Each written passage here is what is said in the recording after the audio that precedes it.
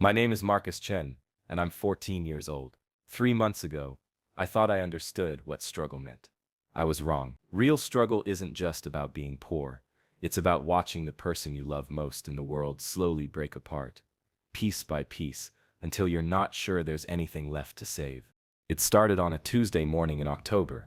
Mom had been up since 3:30 a.m., getting ready for her first job cleaning the Meridian Enterprises building downtown.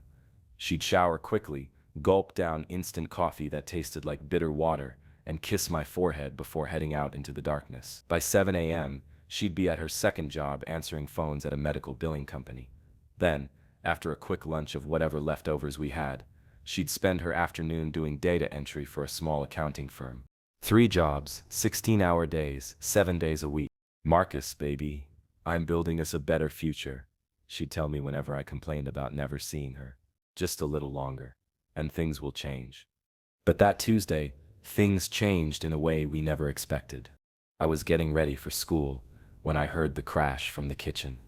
Mom was on the floor, her coffee mug shattered around her, the dark liquid spreading across our cracked linoleum like spilled ink. Her body was shaking, and her eyes were rolled back, showing only white.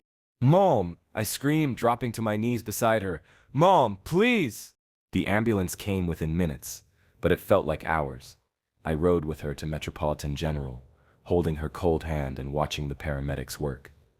The whole time, I kept thinking about the conversation we'd had the night before. "I got an interview," she'd whispered, exhaustion heavy in her voice. We were sitting at our tiny kitchen table, and she was reviewing notes she'd handwritten on index cards. "Meridian Enterprises, project coordinator position. It could change everything, Marcus." "Tell me about it," I'd said, setting down my homework to give her my full attention. Her eyes had lit up in a way I hadn't seen in months. 60,000 a year. Health insurance, paid vacation, real benefits, not just promises. It's in 3 days. "You'll get it, Mom. I know you will." Now, sitting in the hospital waiting room, those words felt like a cruel joke. Dr. Martinez was a kind woman with tired eyes who looked like she'd delivered bad news too many times. "Your mother is stable," she said, sitting down beside me. "But she's experiencing severe exhaustion and malnutrition. Her body is shutting down from stress. When can she come home?" Not for at least a week. "Marcus, when was the last time your mother had a full night's sleep?" I tried to think. I don't know. Months maybe. "And when did she last eat a full meal?" The question hit me like a punch to the stomach. Mom always made sure I ate, but when had I seen her actually finish a plate of food? She was always picking at leftovers, saving the good portions for me. "She has an important interview on Friday," I said desperately. "She's been preparing for weeks. This job could change our whole life." Dr. Martinez's expression softened. "I'm sorry, Marcus. She won't be ready by Friday. Maybe in 2 weeks. 2 weeks? The words came out louder than I intended. "You don't understand. They won't wait 2 weeks. They'll hire someone else." That night, I sat beside Mom's hospital bed, watching her sleep. She looked so small under the white sheets, so fragile. Her hand in mine felt like paper, and I could see the veins through her skin. How had I not noticed how thin she'd gotten? "I'm gonna fix this," I whispered to her sleeping form. "I promise, Mom. I'm gonna fix everything." The next morning I made the call that would change both our lives. "Meridian Enterprises, how may I direct your call?" My voice cracked as I spoke. "Hi, I need to speak to someone about Rebecca Chen's interview on Friday." "One moment, please." After being transferred 3 times, I finally reached someone in human resources. "This is Angela Patterson. I understand there's an issue with Miss Chen's interview." I took a deep breath. "This is her son, Marcus. My mother is in the hospital and won't be able to make it Friday. I'd like to interview in her place." There was a long pause. "I'm sorry. Could you repeat that?" "I want to interview for my mother's position. I know everything about her qualifications, her experience, her goals. I can represent her better than anyone." "Young man, I appreciate your initiative, but that's not how job interviews work. Perhaps we could reschedule when your mother is feeling better." For when? Next month? Next year? By then, you'll have hired someone else? My voice was getting stronger, more determined. "Look, Miss Patterson, my mother has been preparing for this opportunity for years. She's worked 3 jobs to support us, while teaching herself every skill listed in your job description. She deserves a chance, and if she can't be there to give it to herself, then I'll give it for her." Another long pause. Then how old are you, Marcus? 14. But I've been watching my mother navigate the corporate world from the sidelines my whole life. I know what she's worth, and I know what she can do for your company. This is highly irregular.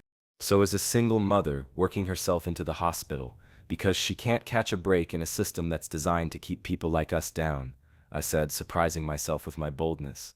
But maybe irregular is exactly what you need. I could hear her typing on the other end. Finally, she said, I'll need to speak with Mr. Reynolds about this. Mr. Reynolds? Alexander Reynolds, our CEO. He personally requested to sit in on this interview. My heart started pounding. The CEO? Why would the CEO want to interview for a project coordinator position? I wondered the same thing, Miss Patterson admitted. All I know is that when your mother's resume came across his desk, he specifically asked to be involved in the hiring process. 2 hours later, she called back. Mr. Reynolds will see you Friday at 10 a.m. Marcus? Yes, ma'am. Don't make me regret this. Wait, before we continue with what happens next. If you're already invested in Marcus and his mother's story, you're going to love what comes next. But first, are you subscribed? Because what's about to unfold will shock you. Hit that subscribe button right now, because this story takes turns you won't see coming, and you don't want to miss a single moment. Quick question while you're here. What would you have done in Marcus's shoes? Drop a comment. I read every single one. And if this story is hitting you in the feels already, smash that like button to help us reach more people who need to hear this message. Trust me, you'll want to be subscribed for what's coming next. The boardroom confrontation that changes everything is just minutes away. Now let's dive into the moment that transforms not just one family but an entire company culture forever. I spent the next 2 days transforming myself into Rebecca Chen's greatest advocate. I borrowed a suit from my friend's older brother, studied every page of Mom's interview preparation materials, and practiced my presentation in the bathroom mirror until I could recite her accomplishments without hesitation.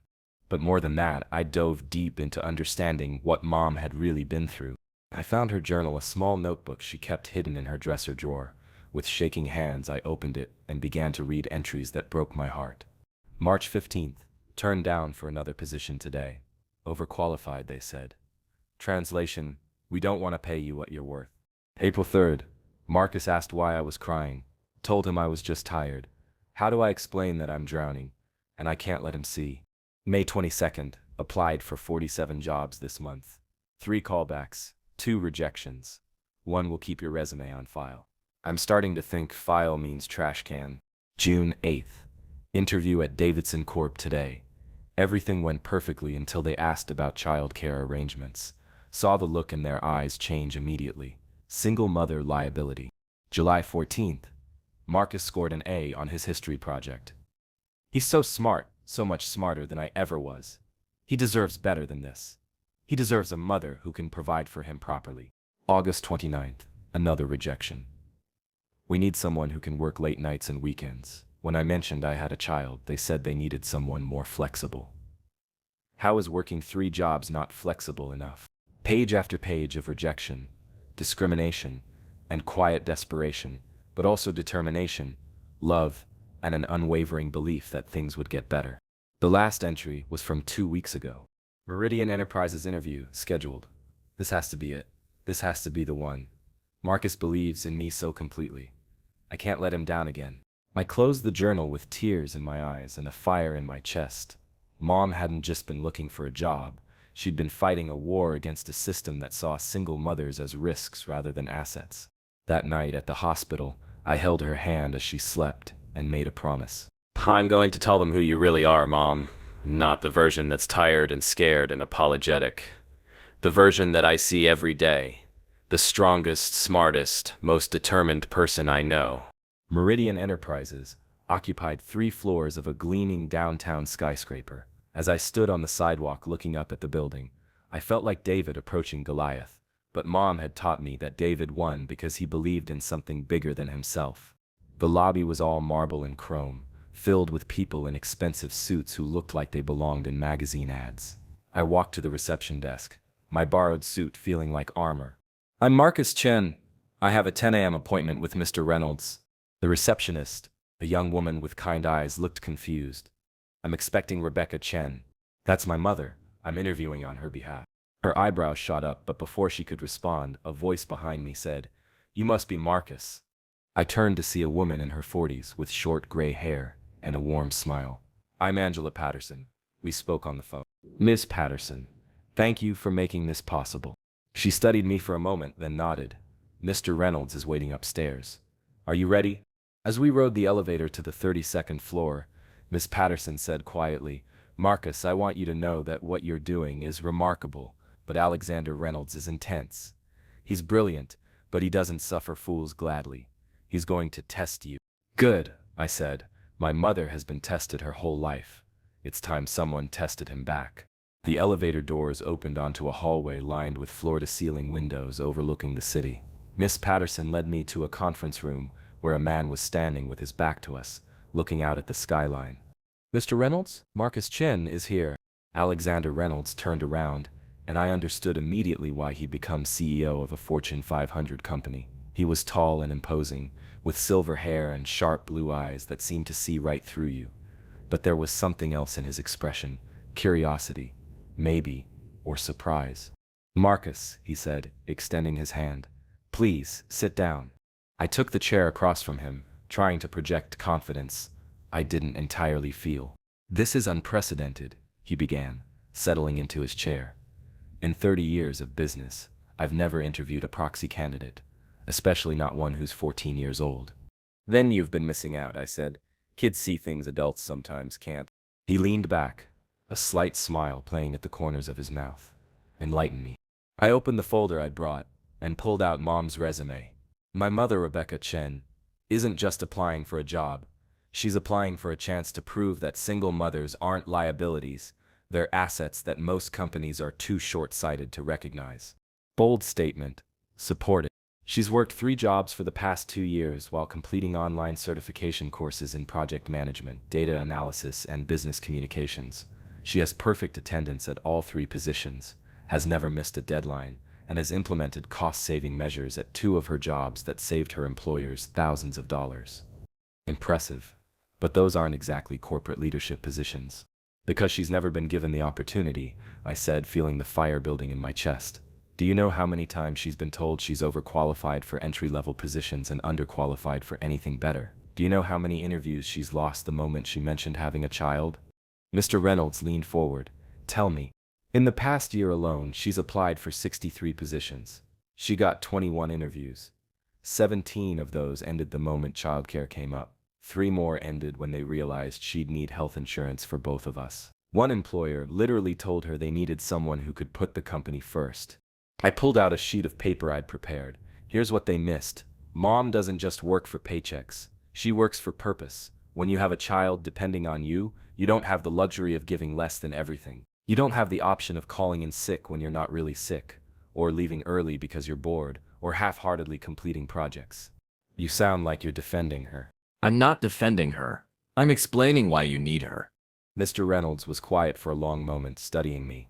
Then he said, Tell me about a time your mother failed. The question caught me off guard. What? Everyone fails, Marcus. I want to know about your mother's failures. I thought carefully. Last Christmas, she promised me a PlayStation 5. She'd been saving for months, putting away $5 or $10 whenever she could, but then our car broke down, and the repair cost $800. She had to choose between fixing the car so she could get to work, or buying me the gift she'd promised. What did she do? She fixed the car, and then she cried in the bathroom for an hour because she thought she'd let me down. Had she? No, I said firmly. She'd shown me what real responsibility looks like. She'd shown me that sometimes the right choice is the hard choice, and that taking care of the important things means sacrificing the fun things. And how did that make you feel? Proud, I said without hesitation. Proud that my mother is someone who makes decisions based on what's right, not what's easy. Mr. Reynolds nodded slowly. What's your mother's greatest weakness? She apologizes too much. She's been beaten down by a system that makes her feel like she should be grateful for scraps, so she apologizes for taking up space, for asking questions, for advocating for herself, but that's not really a weakness. That's a survival mechanism she developed, because the world taught her that being a single mother means being a burden. And her greatest strength? She sees solutions where other people see problems. When our landlord wanted to evict us because we were 2 months behind on rent, Most people would have panicked or given up. Mom negotiated a payment plan, then noticed that his bookkeeping was a mess and offered to reorganize his files in exchange for reduced rent. 6 months later, she was managing the books for all 3 of his properties, and we had stable housing. I leaned forward, feeling the momentum building. That's what she does, Mr. Reynolds. She doesn't just solve her own problems, she solves problems for everyone around her, and she makes everyone better in the process. Marcus, he said quietly, why isn't your mother here telling me this herself? And there it was, the question I'd been dreading and preparing for in equal measure. Because she's in the hospital, exhausted and malnourished from working 70-hour weeks just to keep us afloat. Because the stress of being rejected over and over again, of being told she's not good enough, of watching me grow up in poverty despite her best efforts, finally broke her body down. My voice cracked, but I pushed forward. She's in that hospital bed right now, and she doesn't even know I'm here.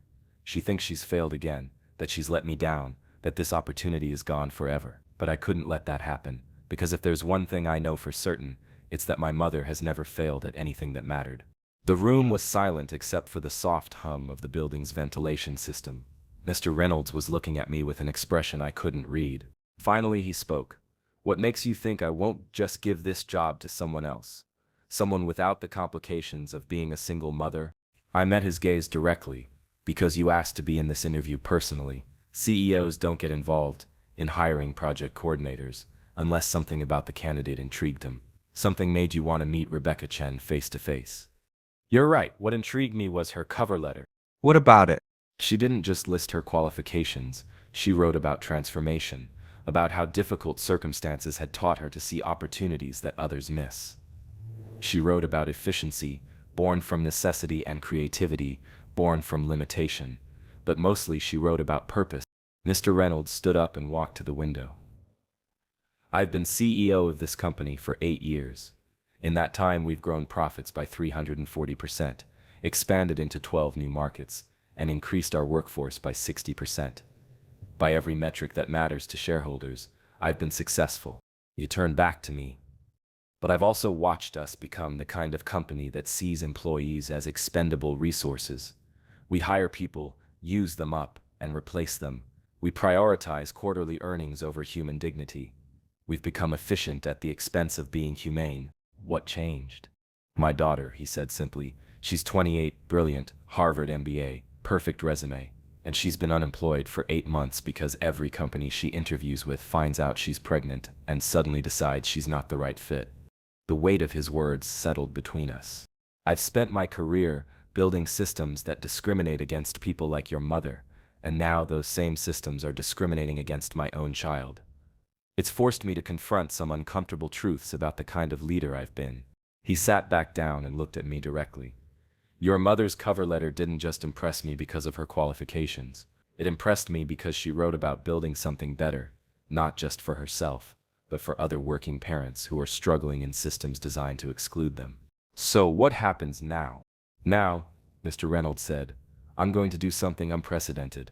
I'm going to offer your mother the job, and I'm going to use her hiring as the first step in transforming how this company treats working parents. I felt like all the air had left my lungs. 0 what? I'm offering Rebecca Chen the position of project coordinator with a starting salary of $65,000, full health benefits, flexible scheduling, and the opportunity to help me develop new policies that support working families. Tears started streaming down my face before I could stop them. Mr. Reynolds, I don't know what to say. Say you'll tell your mother that Alexander Reynolds believes in second chances for her and for himself. The call to Mom was the hardest conversation I'd ever had. I sat beside her hospital bed, holding her hand as I told her everything.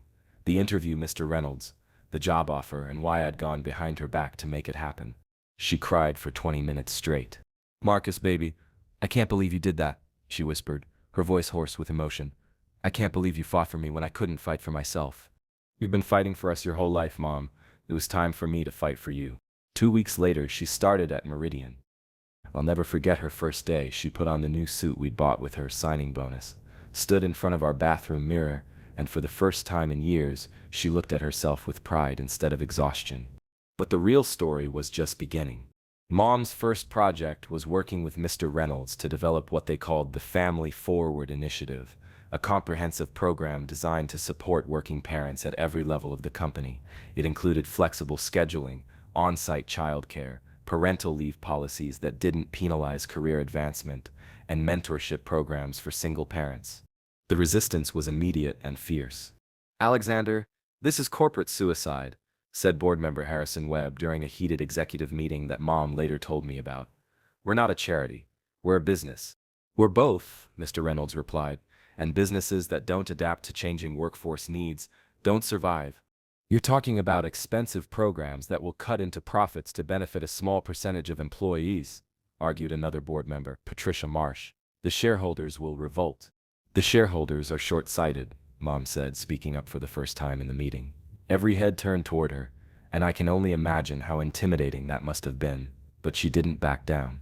"I've done the analysis," she continued, pulling out a thick folder of research. "Companies with family-friendly policies see 40% lower turnover rates, 25% increased productivity, and significantly higher employee satisfaction scores. The upfront investment pays for itself within 2 years, and after that, it's pure profit enhancement." "Those are just statistics," Webb said dismissively. "The real world doesn't work that way." "The real world is exactly why it works that way," Mom replied. "When employees don't have to choose between career advancement and family responsibilities, they become more invested in their work, not less. When they don't have to lie about doctor's appointments or school events, they're more honest about everything. When they feel supported by their employer, they go above and beyond because they want to, not because they have to." The debate raged for months. Board meetings became battlegrounds. Some executives threatened to quit. Others pushed back by making Mom's work life as difficult as possible, scheduling meetings during school events, assigning projects with impossible deadlines, and questioning every decision she made. But Mom had something they didn't expect. She had me as her secret weapon. Every night she'd come home and tell me about the challenges she was facing, and together we'd strategize solutions. I'd help her research case studies, prepare presentations, and anticipate counter-arguments. We became a team in a way we'd never been before, not just mother and son, but partners in creating change. The pushback intensified when Mom proposed the most controversial element of the Family Forward initiative, a policy that would explicitly prohibit asking about family status during interviews and would require all hiring decisions to be made without considering parental responsibilities. "This is insanity," Webb declared during a particularly heated board meeting. "How are we supposed to assess a candidate's availability and commitment if we can't ask about their personal circumstances?" "By focusing on their qualifications, experience, and track record," Mom replied calmly, "the same way we assess any other candidate." "But what if they can't work overtime? What if they need to leave early for school pickups? What if they're the most efficient, creative, dedicated employee you've ever hired?" Mom interrupted. "What if their personal experience managing complex schedules and competing priorities makes them better at the job, not worse?" The tension in that room must have been suffocating. Mom told me later that she could feel the hostility radiating from half the people around the table, but Mr. Reynolds backed her up. "Rebecca's right," he said firmly. "We've been making hiring decisions based on assumptions and stereotypes instead of actual performance indicators. It's not just discriminatory, it's bad business." That's when Webb played his trump card. "Alexander, I've been with this company for 15 years. I've seen initiatives come and go. This isn't about helping families. This is about your guilt over your daughter's situation, and you're letting it cloud your judgment." The room went silent. Mom said, "You could have heard a pin drop." Mr. Reynolds stood up slowly, his face calm but his eyes blazing. "Harrison, you're absolutely right about one thing. This is about my daughter. It's about the fact that she's one of the most qualified candidates in her field, and she's been unemployed for 8 months because companies like ours have created a culture where being a working mother is seen as a liability instead of an asset." He walked around the table to where Webb was sitting, "But it's also about Marcus Chen, who had to advocate for his mother when she was too broken down by systematic discrimination to advocate for herself. It's about every talented person we've passed over because they didn't fit our narrow definition of the ideal employee. And yes, it's about my guilt over building systems that exclude people who could make us better." "So you're willing to risk the company's future on a social experiment?" "I'm willing to risk the company's future on doing what's right. And if that's not something you can support, then maybe you need to consider whether this is the right company for you." The ultimatum hung in the air like smoke. 3 board members resigned within the week. But something unexpected happened. Their replacements were better. Mr. Reynolds used the opportunity to bring in younger, more diverse voices, people who understood that the workforce was changing and that companies needed to change with it. The real test came 6 months later, when Meridian landed the biggest contract in company history, a $50 million project, with a major tech firm that needed a complete system overhaul completed in 8 months. The client's requirements were unprecedented. They needed a project team that could work across time zones, manage multiple stakeholders, and deliver results ahead of schedule. Most importantly, they needed people who could think creatively under pressure and adapt quickly to changing requirements. Mr. Reynolds put Mom in charge of assembling the team. What she built was revolutionary, a group of 12 people, 7 of whom were working parents, who had been hired under the new family forward policies. The team included Sarah Martinez, a single mother of twins who had been unemployed for a year before Meridian hired her. David Kim, a recently divorced father who had been passed over for promotions at his previous job because of his custody schedule. And Jennifer Walsh, a military spouse whose husband's deployment schedule had made it impossible for her to maintain traditional employment. The team also included 3 employees who had been with Meridian for years, but had been stuck in lower-level positions because they couldn't commit to the 60-hour weeks that were expected for advancement. Webb and his allies were convinced the project would fail spectacularly. "You've assembled a team of part-timers and outcasts," Webb told Mr. Reynolds. "When this falls apart, the board will have your head." But the team didn't fall apart. They soared. Working parents, it turned out, were masters of efficiency. They had to be. Sarah Martinez developed a project management system that eliminated redundant meetings and streamlined communication. David Kim created automated reporting processes that saved hours of manual work each week. Jennifer Walsh used her military background to implement logistics protocols that kept everything running smoothly. Most importantly, they supported each other. When Sarah's daughter got sick, David covered her presentations. When Jennifer's husband returned from deployment and needed help adjusting, the whole team pitched in to handle her workload for a week. When emergencies happened, and they always do, the team adapted without missing a beat. They finished the project 3 weeks ahead of schedule and $200,000 under budget. The client was so impressed that they signed a follow-up contract worth $75 million and specifically requested the same project team. As the success of the Family Forward initiative became undeniable, something else was happening to Mr. Reynolds himself. The man who had started this journey out of guilt and frustration was discovering something deeper: purpose. He began staying late not to micromanage or chase profits, but to mentor young employees who reminded him of his daughter. He started showing up to school events for his team members' children, not because he had to, but because he wanted to understand their whole lives, not just their work lives. One evening, about 8 months into Mom's employment, Mr. Reynolds asked to meet with both of us. "I have something I need to tell you both," he said as we sat in his office after hours. "When I first decided to hire Rebecca, I thought I was doing a good deed. I thought I was helping someone less fortunate, being generous with my privilege." He paused, looking out at the city lights below. "I was wrong. You weren't the ones who needed help. I was." "What do you mean?" Mom asked. "I'd built a successful company, but I'd lost sight of why success matters. I was so focused on profits and growth that I forgot about people. I'd become the kind of leader who saw employees as resources to be optimized rather than human beings to be supported." He turned back to us. "Working with you, Rebecca, watching you build something meaningful while never losing sight of what really matters, has reminded me of who I wanted to be when I first started this company." And who was that? I asked. "Someone who used business as a force for good. Someone who created opportunities, not just for shareholders, but for everyone who walked through our doors." That's when he told us about his decision to step down as CEO. "I'm not retiring," he said quickly, seeing our shocked expressions. "I'm transitioning to a new role, Chief People Officer. I want to spend the rest of my career focused on making sure that what we've built here becomes the standard, not the exception." "Who's going to be CEO?" Mom asked. Mr. Reynolds smiled. "Someone who understands that the best leaders are the ones who've overcome the most challenges. Someone who's proven that different perspectives create better solutions. Someone who's never forgotten what it feels like to fight for a chance." It took us a moment to understand what he was saying. "Mr. Reynolds," Mom said slowly, "I've only been here 8 months, and in those 8 months you've transformed this company more than I did in 8 years. You've proven that when we support people, they don't just succeed, they excel beyond anything we thought possible. The announcement of Mom's promotion to CEO sent shockwaves through the business community. The media couldn't get enough of the story, from hospital bed to executive suite, the single mother who revolutionized corporate culture. But the real story wasn't about Mom's rise, it was about what her rise made possible for others. Within a year of Mom becoming CEO, Meridian had become the most sought-after employer in the city.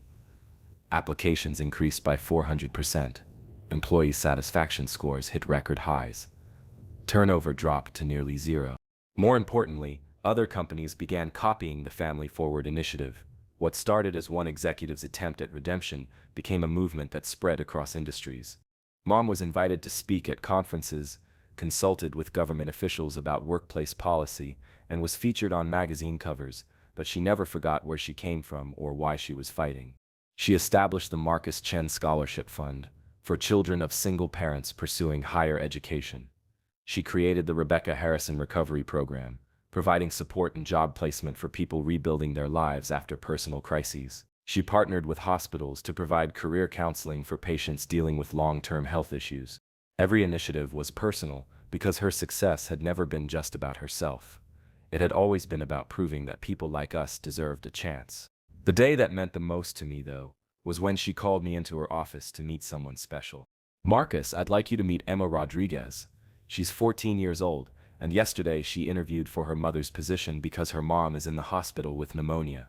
Emma was small and nervous, clutching a folder just like I had 2 years earlier, but her eyes held the same determination I'd felt that day. "Emma," Mom said gently, "I want you to know that your mother got the job, and I want you to know that what you did today, advocating for someone you love when they couldn't advocate for themselves, that's what real leadership looks like."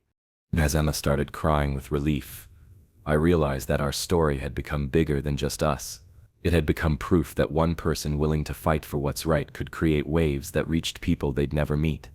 2 years after that first interview, Mom and Mr. Reynolds stood together on a stage at the National Conference on Workplace Equity, announcing the launch of the Reynolds Chen Foundation for Family Forward Business Practices. The foundation would provide grants to small businesses implementing family-friendly policies, lobby for legislative changes to support working parents, and offer resources to individuals facing discrimination in the workplace.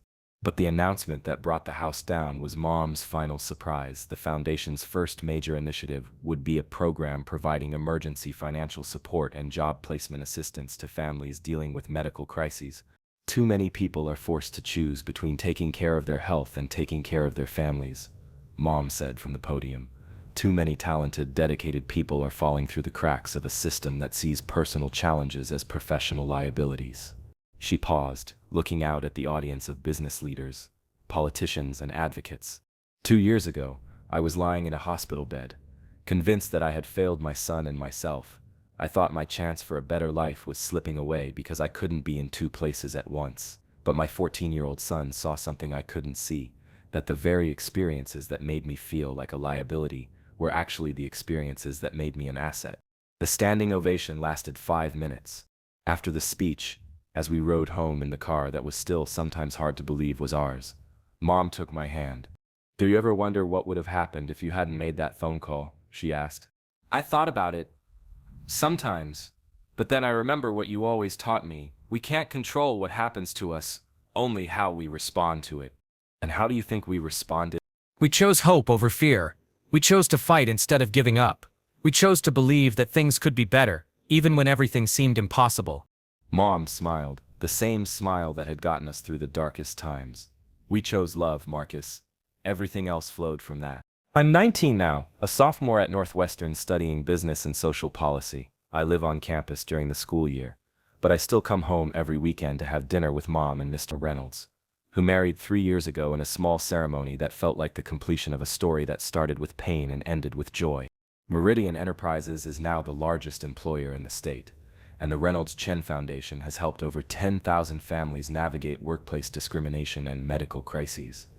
Mom was named CEO of the Year by 3 different business magazines, and Mr. Reynolds was awarded a humanitarian prize for his work on corporate social responsibility. But the success that matters most to me is smaller and more personal. Yesterday, I got a call from a 16-year-old girl named Alicia, whose father had been laid off after missing work for cancer treatments. She'd heard about our foundation and wanted to know if we could help her family avoid losing their home. As I sat in my dorm room, listening to her story, I was transported back to that desperate 14-year-old who made an impossible phone call because he couldn't bear to watch his mother give up on her dreams. Alicia, I said, I want you to know that you calling me today took incredible courage. And I want you to know that your father is going to be okay, because people like you, people who fight for the ones they love, don't let the people they love fail. 3 weeks later, her father started a new job at a company that had partnered with our foundation to implement more compassionate medical leave policies. Alicia sent me a photo of her family at his first company picnic, all of them smiling under a bright blue sky. That photo sits on my desk now, next to another one. Mom and me on the day she became CEO, both of us crying happy tears in her new office. But my favorite picture is one that Mr. Reynolds took without us knowing. Mom and me at the hospital on that first day, her hand in mine, both of us looking exhausted but determined. We looked broken in that photo, but we weren't. We were just bent, and bent things can be straightened. Broken things can be fixed. And sometimes when you're willing to fight for what matters, what gets rebuilt is stronger than what was there before. The other day, a reporter asked me what I learned from watching my mother transform from a struggling single parent to one of the most influential business leaders in the country. I told her that the transformation wasn't what I watched, it was what I helped create. Because the truth is, Mom was always extraordinary. She was always brilliant, always capable, always deserving of every opportunity that came her way. What changed wasn't who she was. What changed was that the world finally saw what I had always seen. That the people who've survived the most challenges often make the best leaders, that those who've had to fight for everything they have rarely take anything for granted, and that sometimes the most unlikely advocates can create the most lasting change. But mostly what I learned is this: love isn't just a feeling, it's an action. It's a 14-year-old kid making an impossible phone call. It's a CEO risking his career to do what's right. It's a mother working 3 jobs to build a better future. It's a foundation that turns personal pain into global change. 5 years ago, I walked into a corporate boardroom wearing a borrowed suit and a heart full of hope. I had no idea that I was about to change not just my life and my mother's life, but the lives of thousands of people I would never meet. That's the thing about courage. You never know how far it will travel or who it will touch. You just have to be brave enough to take the first step, make the first call, walk through the first door. And sometimes, if you're very lucky, that first step becomes the foundation for something beautiful.